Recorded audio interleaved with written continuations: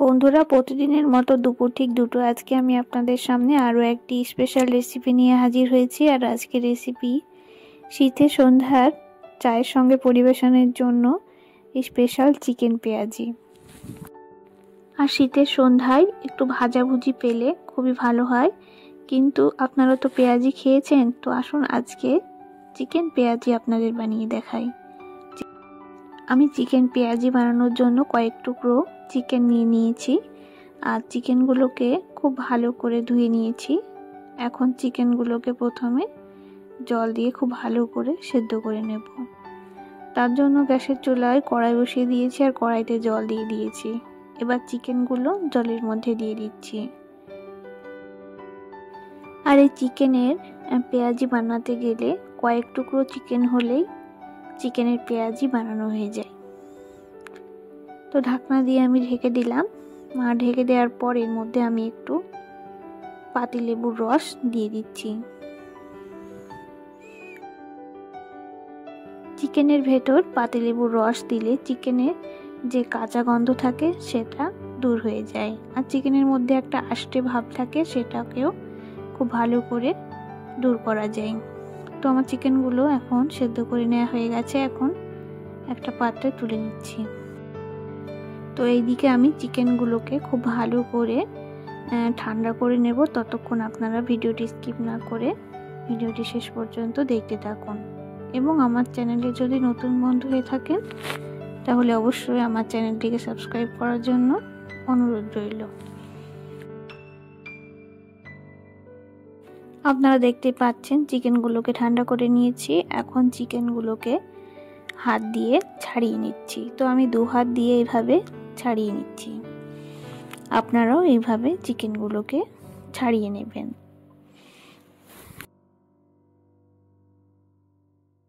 আর বন্ধুরা, নর্মালি আমরা chicken pakora, chicken কষা এইসব খেয়ে থাকি, কিন্তু চিকেনের পেঁয়াজি কি আপনারা কখনো খেয়েছেন? যদি আপনারা না খেয়ে থাকেন তাহলে আমার এই ভিডিওটা ফলো করুন। এবার আমি চিকেনের ভেতরে 5 চামচ মতো বেসন দিয়ে দিলাম। তারপর এর মধ্যে 3-4 চামচ মতো কর্নফ্লাওয়ার দিয়ে দিলাম। কর্নফ্লাওয়ার দেওয়ার পর চালের গুঁড়ি দিয়ে দিলাম। এবার চিকেনের মধ্যে প্রথমে গাজর কুচি, তারপর ধনেপাতা কুচি দিয়ে দিলাম। ধনেপাতা কুচি দেওয়ার পর আমি এখানে 3-4টে মতো পেঁয়াজ কুচিয়ে রেখেছিলাম, সেগুলোকে এখন এর মধ্যে দিয়ে দিলাম। আর যেহেতু আমি চিকেন পেঁয়াজি বানাচ্ছি তার জন্য পেঁয়াজের পরিমাণটা একটু বেশি দিতে হবে। তারপর রসুন কুচি দিয়ে দিলাম। রসুন কুচি দেওয়ার পর গ্রেট করে নেওয়া আদা দিয়ে দিলাম। এবার আমি এর মধ্যে একটা ডিম ফাটিয়ে দিয়ে দিলাম। তো আপনারা ডিমটা নাও দিতে পারেন, এমনিতেও চিকেন পেঁয়াজি বানিয়ে খাওয়া যায়। এবার এর মধ্যে 1 চামচ মতো লবণ দিয়ে দিলাম। লবণ দেওয়ার পর 1 চামচ মতো হলুদ দিয়ে দিলাম। তারপর ধনে ও জিরের গুঁড়ো দিয়ে দিলাম। এবার একটু গরম মশলার গুঁড়ো দিয়ে দিলাম।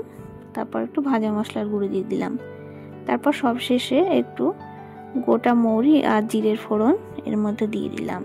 তারপর লাল লঙ্কার গুঁড়ো দিয়ে দিলাম।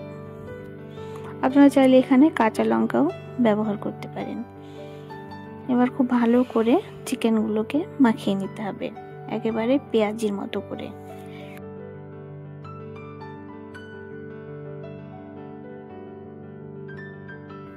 আপনারা দেখতে পাচ্ছেন আমার চিকেনগুলোকে খুব ভালো করে মাখিয়ে নেওয়া হয়ে গেছে। এখন চিকেনগুলোকে চিকেন পেঁয়াজিগুলোকে ভেজে নেওয়ার পালা। তো আমি টেস্ট করে দেখলাম লবণ হয়েছে কিনা। তো লবণ একটু লাগবে, তার জন্য একটু লবণ দিয়ে দিলাম। আর লবণ দেওয়ার পর আমি এর মধ্যে একটু লঙ্কার গুঁড়ো দিয়ে দেব। আর চিকেন পেঁয়াজিটা একটু ঝাল ঝাল খেতে ভালো লাগে, তার জন্য একটু ঝাল ঝালই বানাবো। তো বন্ধুরা, এখন শীতকাল, আপনারা সন্ধ্যাবেলায় এরকম চিকেনের স্ন্যাক্স বানিয়ে খেতে পারেন, খেতে অসাধারণ লাগে। এবার আমি চিকেন পেঁয়াজিগুলোকে ভেজে নেওয়ার জন্য কড়াইতে সাদা তেল দিয়ে দিয়েছি। তারপর তেলগুলোকে গরম করে নেওয়ার পর চিকেন পেঁয়াজিগুলো এর মধ্যে দিয়ে দিচ্ছি। আপনারা আপনাদের পছন্দ মতো চিকেন পেঁয়াজিগুলোকে বানিয়ে নিতে পারেন।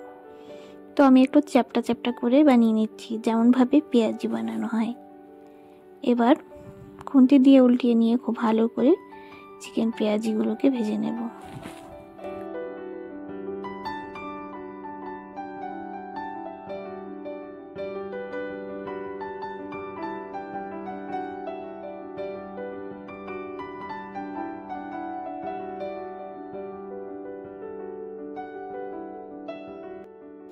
আমার চিকেন পেঁয়াজিগুলোকে ভেজে নেওয়া হয়ে গেছে।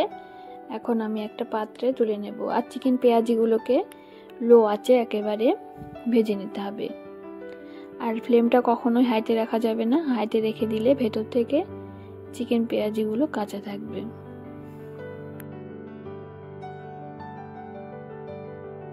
তো আমি একই প্রসেস অনুসরণ করে বাকি চিকেন পেঁয়াজিগুলোকেও ভেজে নিচ্ছি। তো এইভাবে আপনারা ভেজে নেবেন।